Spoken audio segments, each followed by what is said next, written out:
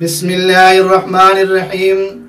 خام میں انگور دیکھنا یا انگور کھانا، اس کی کیا تعبیر ہو سکتی ہے وہ آپ کی خدمت میں پیش کر رہا ہوں کہ خام میں انگور دیکھے یا انگور کھائے جبکہ یہ موسم میں ہو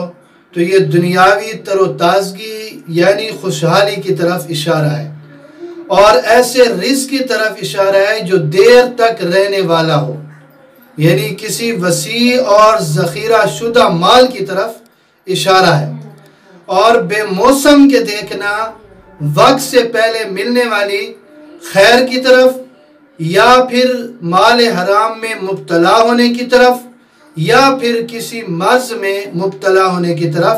یہ اشارہ ہے۔ یہ اس وقت جبکہ بغیر موسم کے دیکھے تو پھر یہ تعبیر ہو سکتی ہے، اگر موسم میں دیکھے تو پھر یہ بہت اچھی بات ہے۔ اور اسی طرح سفید انگور یہ خیر اور شفا کی، اور سیاہ انگور دیکھنا یہ تھوڑے نفع یا کسی غم کی طرف یہ اشارہ ہو سکتا ہے۔ اور اسی طرح انگور کا نچوڑنا یا تو خیر و برکت کی طرف یا کشادگی رزق یعنی فراخی رزق کی طرف اشارہ ہے، یا قحط سے امن میں